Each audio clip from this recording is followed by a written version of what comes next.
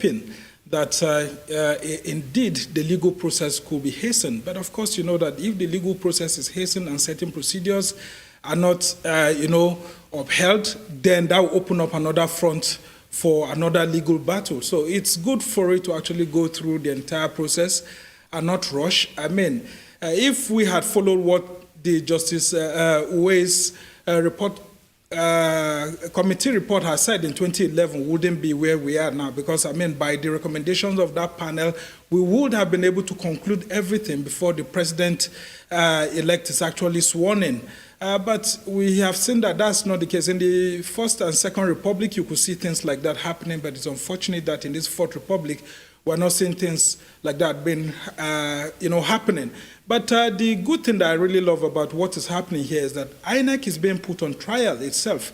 And that's why I think the petition by the Labour Party deserves some commendation, because they simply transferred the onus on Inec to prove to Nigerians that it conducted this election in accordance with its guiding law, which is the Electoral Act 2022. And then, of course, its guidelines. And so it's left for Inec to prove to Nigerians, including through their server, and then of course you have the portal which they had put in place, IREV, for the viewing of results, to prove to us that they follow their own guidelines.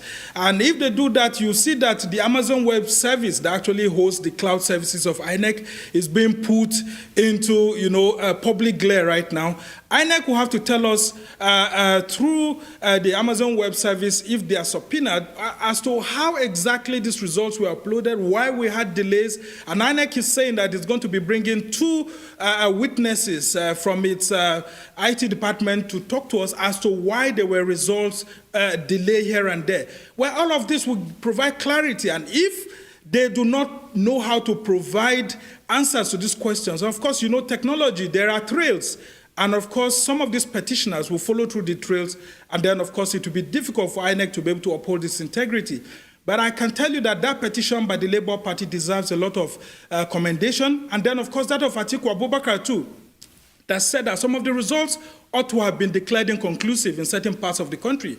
But INEC seemed too hasty and went ahead to do those declarations. So it's left for us to be able to see the full content of what Atiku meant by those things, by saying that some of those results that came in actually were declared hastily. And then the last part of it, INEC National Chairman, Professor Mahmoud Yakubu, told us at the Collation Center that all the observations raised by the agents, the party agents there, were going to be attended to at the end of the collation before the final declaration was made. So at what point in time did the INEC National Chairman decide to go straight ahead and make the declaration without considering the complaints by the petitioners, by their party agents? I was there at the Collation Center, and I went live, and I said it clearly that the INEC National Chairman had promised Nigerians that he was going to review some of the observations, only for the INEC National Chairman to come back and announce the results.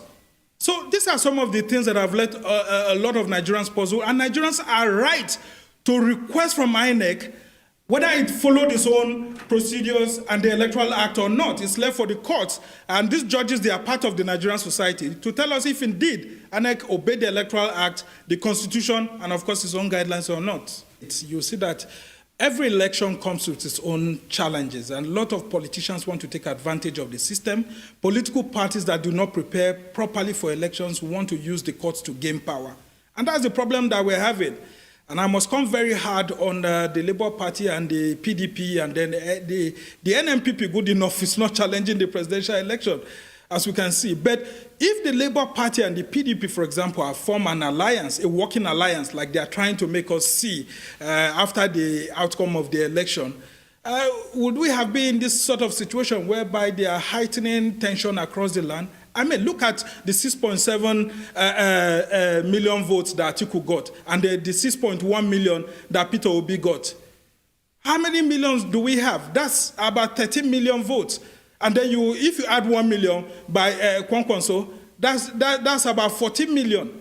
Would we have been here with an APC, which is now seeing itself as a behemoth because of the lack of, these political parties coming together? So what the political parties in the opposition failed to do before election is what they are trying to do after the election by using the courts.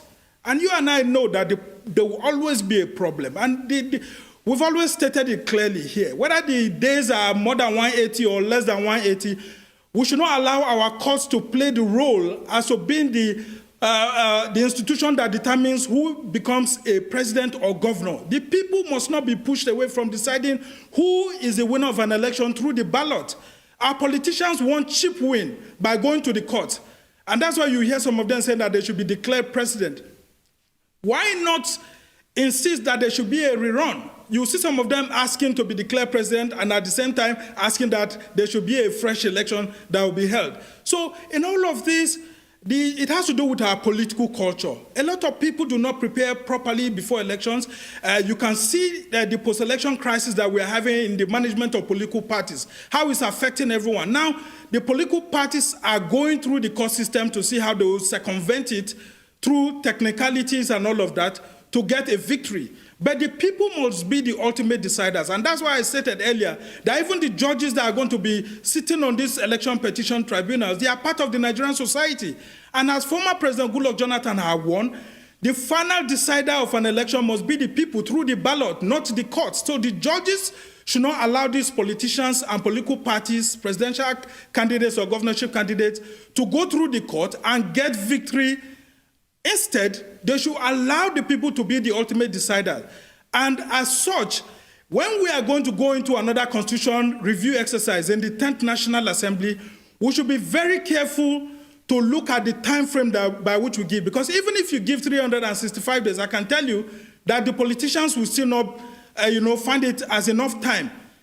Our democracy is growing, but the democratic culture must change. People must learn to form alliances so that they do not overheat the polity.